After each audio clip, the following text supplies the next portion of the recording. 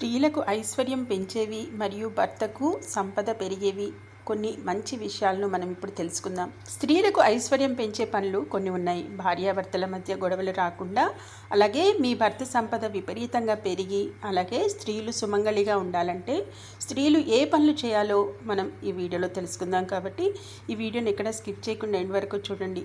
స్త్రీలకు ఐశ్వర్యం కలగడం అంటే భర్తకు కూడా ఐశ్వర్యం కలిగినట్టే, ఆ కుటుంబానికి మొత్తం ఐశ్వర్యం ప్రాప్తించినట్లే.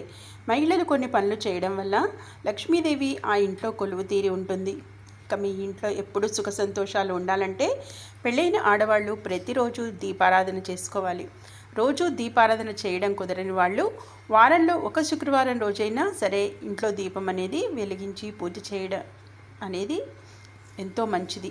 ఆడవారికి నెలసరి పూర్తయిన తర్వాత 5వ రోజున శుభ్రంగా తలస్నానం చేసి ఇల్లంతా తడిబట్ట పెట్టుకుని ఇంట్లో పసుపు నీళ్లు చల్లుకొని దేవుడి పటాలను శుభ్రంగా తుడిచి కుంకుమ బొట్టు పెట్టి ఇంట్లో పూజ చేసుకోవాలి. ఇక పూజ గది విడిగా లేనివారు పంచముఖ హనుమంతుని ఫోటోని పూజ గదిలో పెట్టకూడదు. ప్రతి ఒక్కరి పూజ గదిలో ఖచ్చితంగా గోమాత విగ్రహాన్ని అయితే పెట్టుకోవాలి. గోమాతలో ముక్కోటి దేవతలు కొలువై ఉంటారు కాబట్టి మీ పూజ గదిలో గోమాత విగ్రహం ఉంటే ముక్కోటి దేవతల అనుగ్రహం వల్ల మీ ఇంట్లో ఎప్పుడూ ఐశ్వర్యం అనేది తాండవిస్తుంది. అలాగే గురువారం మరియు శుక్రవారం నాడు పెళ్ళైన ఆడవాళ్ళు తలస్నానం అనేది చేయకూడదు. ఇలా చేస్తే మీ ఇంట్లో ఉన్న లక్ష్మీదేవి బయటకు వెళ్ళిపోతుంది. దీనివల్ల మీ ఇంట్లో డబ్బు కష్టాలు ప్రారంభమవుతాయి. అయితే ఇంట్లో పూజలు చేసే వారికి మాత్రం ఈ నియమం అనేది వర్తించదు. అయితే ఇంట్లో పూజ పూర్తయినాక చివరగా 3 సార్లు గంటను మ్రోగించి మీ మనసులో ఉన్న కోరికలను దేవునికి చెప్పుకొని నమస్కారం చేసుకోవాలి. ఇలా చేస్తే మీ మనసులో అనుకున్న కోరికలన్నీ నేరుగా దేవుని పాదాల దగ్గరకు వెళ్తాయి. కాబట్టి ఇంట్లో పూజ పూర్తయినాక ఖచ్చితంగా 3 సార్లు గంటను కొట్టి దేవునికి నమస్కారం అనేది చేసుకోవాలి.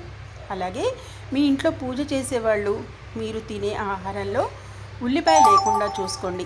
అలా చేస్తే మీరు ఉపవాసం చేసినంత పుణ్యం అనేది ఫలితం కూడా లభిస్తుంది. అంతేకాకుండా పెళ్ళైన ఆడవాళ్ళు కాళ్ళకు పసుపు రాసుకుని నుదుటిన కుంకుమ బొట్టు పెట్టుకుని ఎప్పుడూ కళకళలాడుతూ ఉండాలి.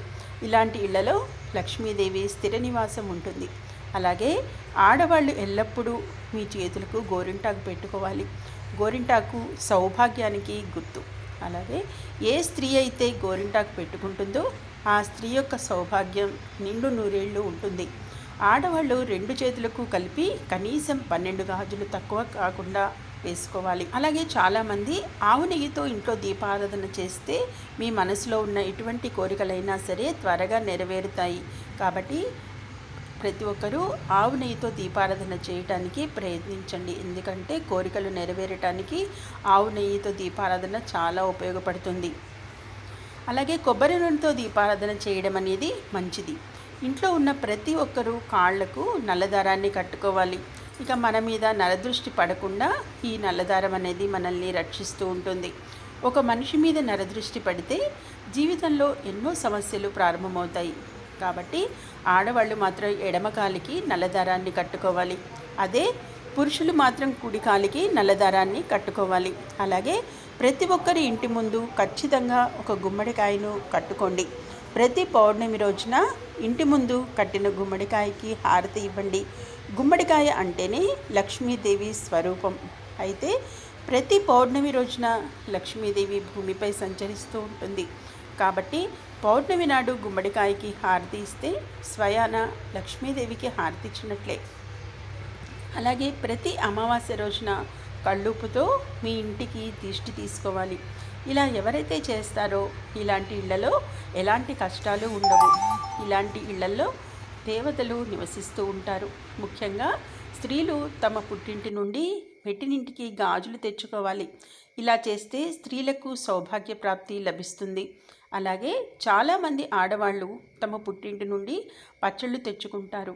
అయితే పుట్టింటి నుంచి మాత్రం పచ్చళ్లను తెచ్చుకోకూడదు. ఇలా చేయడం వల్ల పుట్టింట్లో ఉండే సంపద మొత్తం మెట్టినింటికి వస్తుందని నమ్మకం. పుట్టింటి సంపద తగ్గిపోయి ఆర్థిక ఇబ్బందులతో బాధపడతారు. అలాగే ఇక స్త్రీలకు నెలసరి సమయంలో వేడి నీళ్ళతో మాత్రమే స్నానం చేయాలి. చల్లనీళ్లతో స్నానం చేయకూడదు. ఇలా చేస్తే స్త్రీలకు అనారోగ్య సమస్యలు వస్తాయి. ఇక ఆడవాళ్లకు నెలసరి పూర్తయిన తర్వాత మీ చేతికి ఉన్న మట్టి గాజులను తీసేసి ఏదైనా చెట్టు దగ్గర పడేసి మీ చేతులకు కొత్త గాజులను వేసుకోవాలి. ప్రతి నెల ఇలా చేయలేని వారైతే తప్పకుండా నెలసరి పూర్తయిన తర్వాత మీ గాజులను పసుపు నీటితోనైనా శుభ్రం చేసుకుని వేసుకోవచ్చు. అలాగే మీ పక్కింటి వారు ఎవరైనా వచ్చి తోడు పెట్టడానికి కొంచెం పెరుగు అడిగితే అస్సలు ఇవ్వకండి.